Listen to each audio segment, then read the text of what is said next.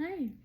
I hope everybody is doing good, although I'm feeling like they're not. So the energy that I had previously, like, I don't know, maybe a few months ago, maybe a month ago or so, of a young woman like screaming out for help to me is like back. And I still don't know who it is. I know I've gotten like, a comment or something, and I hope that you're doing better. I hope that you're finding peace. If you're not, maybe that's why I'm here. I don't know. Regardless, well, not regardless, in high regard. But what I wanted to say was I had an intention set to talk about something, and it was confirmed by I just pulled a couple cards out of my deck, and I got I think it was the nine. It was the nine of spades followed by the 10 of hearts. Okay, and the nine of spades is like the nine of swords. At least like when I don't have tarot decks for a reason. It gives. I just kind of like compare the two, so I'm sure there's additional meanings to the nine of spades, which I'm not looking into, but I just get like the energy of it, right? And so what I'm feeling right now, that whoever I'm speaking to is going through, something that maybe I need to shed light on, is somebody who is going through a transformation and being afraid of the transformation itself. Okay.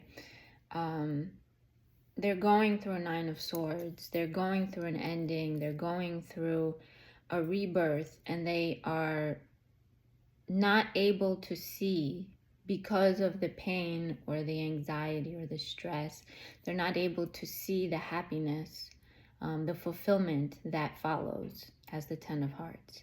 And this does not have to be 100% about love. A lot of times, it does for the people in the collective, because the majority of people have a tendency to look for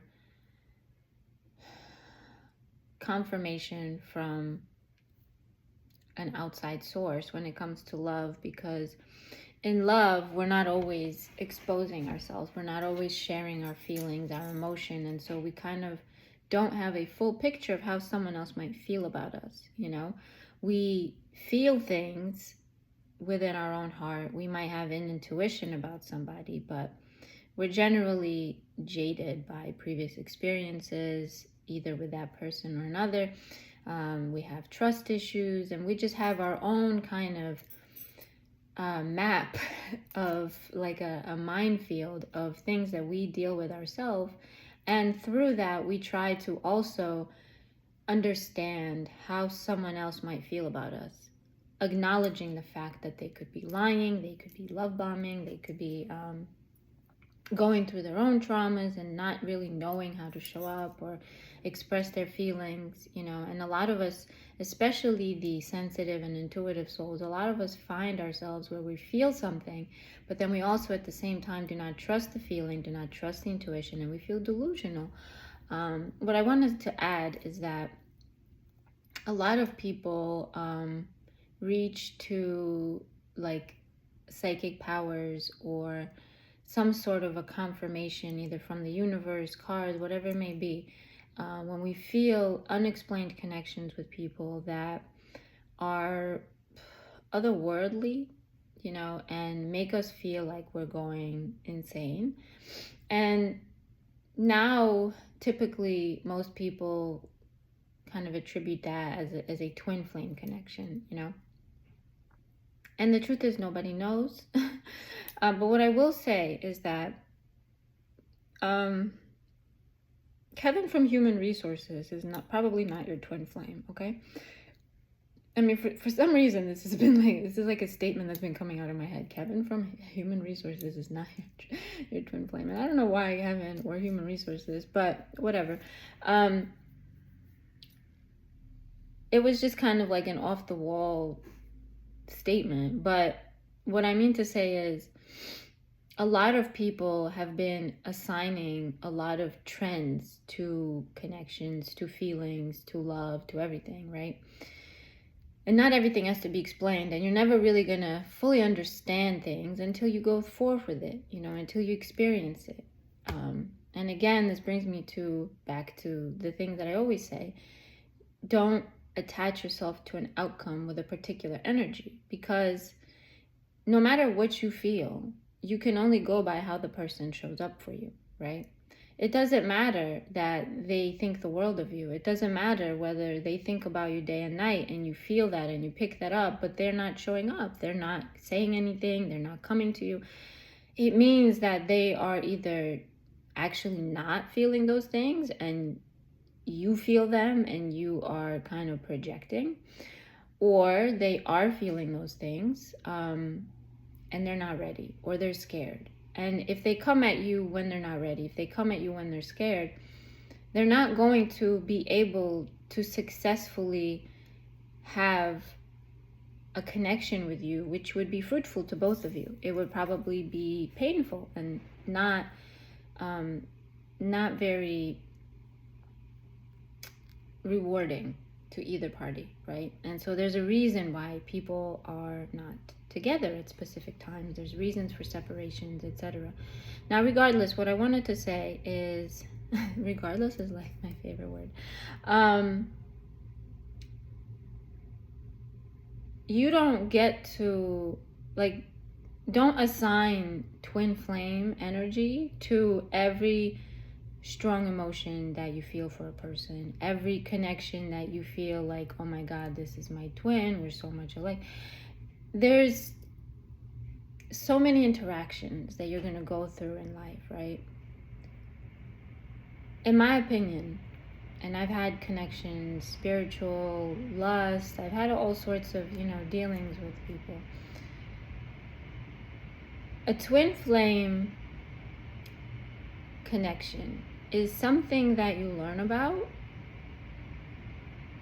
in the process of it happening to you. Okay? It's not something preemptive that you're like, I found this is my twin flame. No. You go through your life, having normal connections, love, very fulfilling sometimes painful, but just emotions as you know them. And then at some point, something might occur where you meet a person and you can't call it love, you can't call it lust.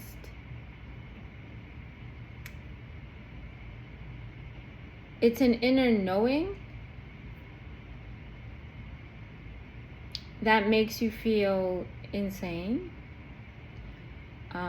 It makes you feel like you're delusional completely, which you might be. It transforms who you are and shines light on every single pain that you've ever experienced, and it repeats. And you hit your highest highs and your lowest lows by yourself generally, okay? And again, I don't know if I've met my twin. I don't even know if twin flames exist. Let's be serious. However, it's something that you look into when nothing else makes sense. It's something that you look into when you aren't sure whether you should be signing yourself up into a Looney Tune bin. A loony bin. It's something that you want to rid yourself of but can't.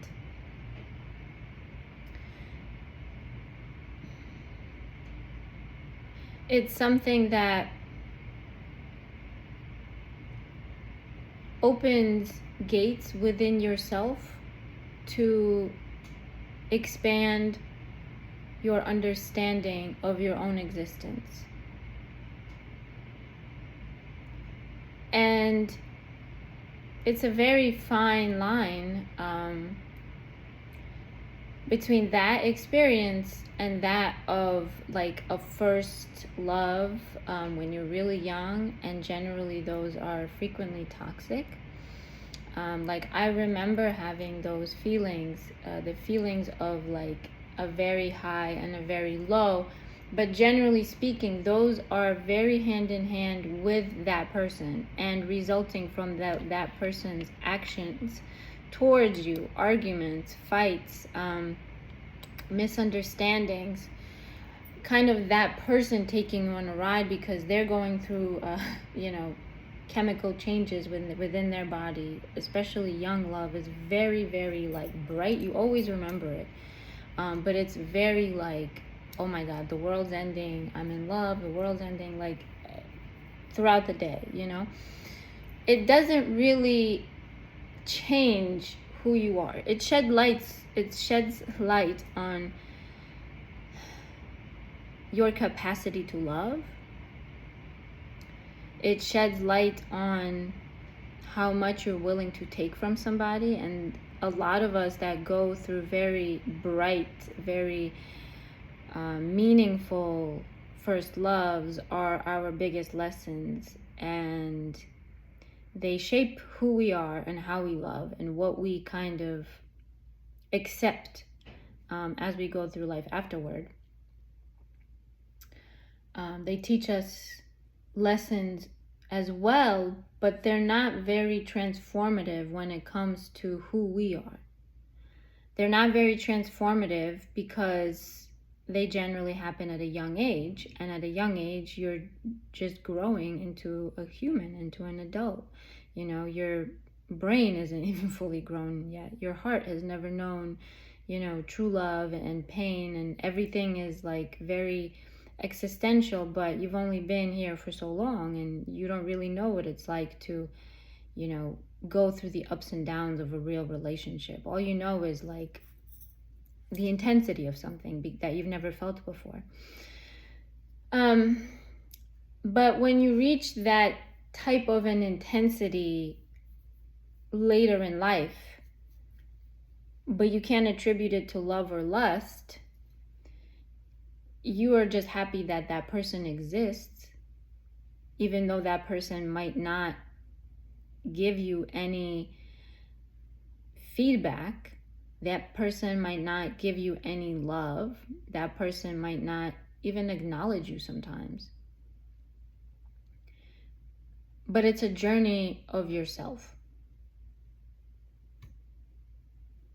It's a journey in yourself, bottled up in another human that probably didn't ask for it. And you can call it whatever you want. And I don't know whether the twin flame journey is real. That's not something I'm privy to know. And I don't think anyone really knows. But the people that go through these experiences with another human, they kind of all agree on one fact, is that it transforms you. And so at that point, it really doesn't matter. And it's a connection where you finally realize that it doesn't matter whether that person will ever be with you or not, because you see so much growth within yourself that you appreciate the fact that they literally just exist on the planet. That they're there even in their nonchalance, that they're there to teach you things that you would have not reached without somebody shedding light on them, right? Your own darkness, your own shadows, your fears, your low self-esteem, your feelings of self-worth or low self-worth, your lack of gratitude, or what's important to you and what isn't. That whole concept isn't something that we are all capable of really understanding and evaluating unless somebody shows it to us. And so as you go through your connections in your life and you go, to psychics, or you go here online and you look for explanations to how you feel, you really have to look within. You can't find answers anywhere else, and you can't attach an outcome to it, because you never really know how your life is going to go. And the same people that you're so drawn and so keen on keeping in your life could be the same exact people that you would be desperate to let go of 10 years later. We as people all have a journey, a path that we're on, and we can't know what that path is. I mean, I think on a soul level we know, but in the 3D world, it wouldn't really be productive if we kind of knew how everything was going to be beforehand, right? And it's important for you to understand that you have to experience the things that you have to experience. You can't tell anyone anything. And the energy that you attract, the energy that you find, is always going to resonate with your own beliefs. So when you go online, when you go somewhere and you hear things, or you ask the universe for signs, you're going to get the signs. You're going to get the synchronicities. But is it really because that's your answer, or it's because that's what you believe? Because you kind of shape your own reality. And recently I read something that was, I don't know if it's real, but like, I think on a molecular, or like on neutron, proton, I don't know, on some type of teensy weensy scale, they were able to realize that a choice that you make, or a choice that is made, alters the past. And so it's kind of like the feeling of deja vu. Like, the deja vu might not be your knowledge of the future. It might be your inner knowledge of what will be showing itself up for you in the past, which for you is the current, right? And this is all way above my head. Honestly. But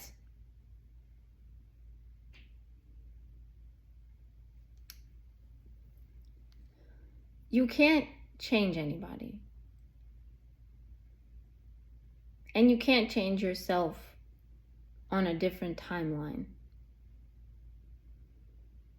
I see people even close to me go through their life, and no matter what you tell them, they will only go by what they believe.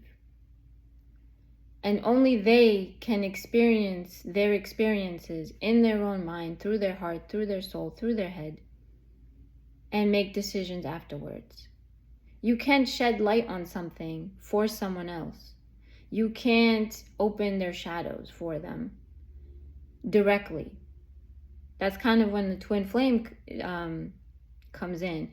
It's done indirectly. The person does not do anything to cause this on purpose. They're just being themselves. It's just who they are is a mirror of you. Is a mirror of something that you're dealing with, that you haven't resolved. And that journey wouldn't be understood to anyone else. It's only for you, and that's why it's very internal. And so when we attach ourselves to a future outcome, we're projecting something, and we're hindering our own growth. We're hindering our ability to reach an enlightened state in this current existence, okay? We can't see past the pain. We can't see past the pain and see the brighter future, right? The same people that are transitioning from this life onto the next. There's a fear of the non-existence. Even though there's stories and everything else of a beauty, of a beautiful, whatever experience that you believe in the afterlife, you're afraid of the point of transition. You're afraid of of the unknown. Be it with a person, be it with life, be it with anything that you're changing in your life that you are unaware of. And so we want to know what's going to happen. We want to know, is it going to be okay? Why waste our time on a person if we know that it isn't going to work out? Why waste our time on a project if we know that it's going to fail? Because it's your own journey, it's your own path. If you don't fail however many times, if you don't get your heart broken however many times, you're not going to be able to be ready or experience or truly be fulfilled when you reach a different level. You're not able to see it. You're so afraid of the Nine of Swords. You're so afraid of that ending, that discomfort, that you are prolonging it. You're prolonging everything that happens beforehand. You are a river that is afraid of entering into the ocean. The water that's pulling up by the waterfall that's afraid to go down, afraid of going down the stream. It's fear of change, fear of darkness, fear of everything, right? You're afraid of losing a person, losing yourself, losing a way of life, and you're hindering your ability to see forward. You don't believe that what's on the other side is going to be maybe greater than where you've been. And I see this in my life with people that are close to me. I see it within myself. I'm not knowing something and being fearless are two different things. All of us know that we shouldn't be afraid. All of us know that it's better to be open to change. But we're afraid, And so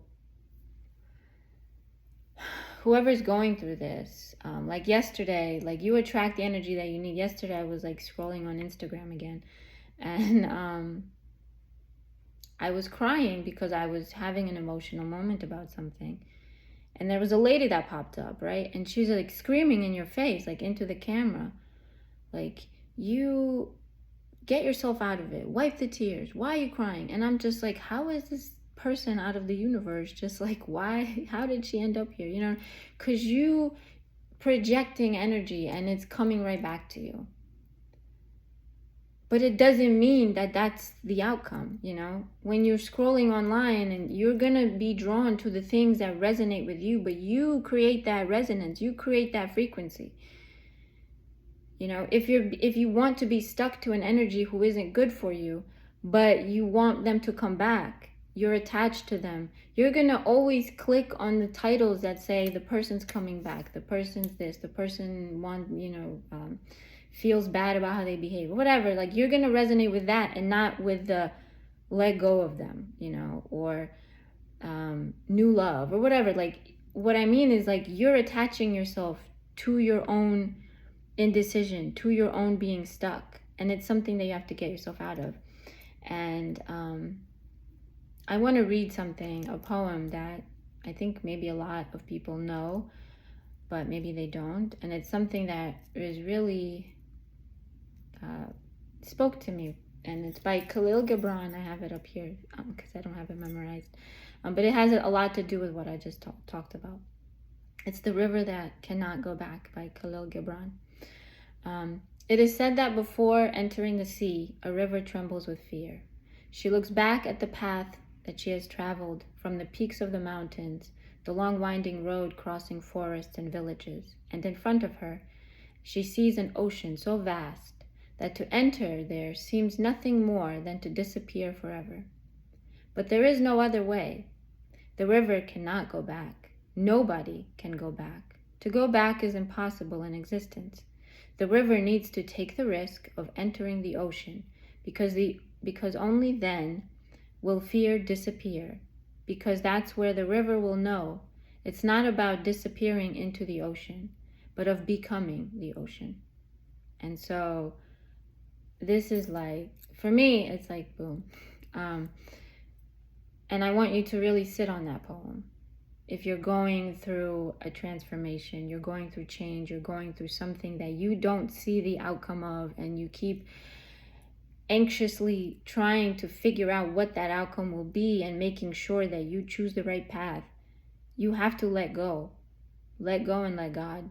Whatever God that you believe in, you need to let go of the reins and let go of the control. And that is the only way that you will be able to be at peace with who you are and what's coming forward for you, knowing that in the greater, bigger picture of things, it will be the right way for you. You will become one with the ocean. You will become one with bliss. You will become with one what is meant for you, whether in this life or the next. You can't be so attached to this here existence. It's your journey as a soul. You can't be attached to who you are within this body at this particular moment. You don't know what the future holds, and you're not meant to know everything. And the more you try to find different outcomes, there's so many choices. If you attach yourself to one, that could just be another lesson. You could be again hindering yourself from growth, from beauty, from bliss, from an understanding. And yeah, you could find it. It's called The River Cannot Go Back. And I think it's a beautiful way to sum up in a poetic, beautiful way what I just took like 20 minutes to talk about. Anyway, okay, bye.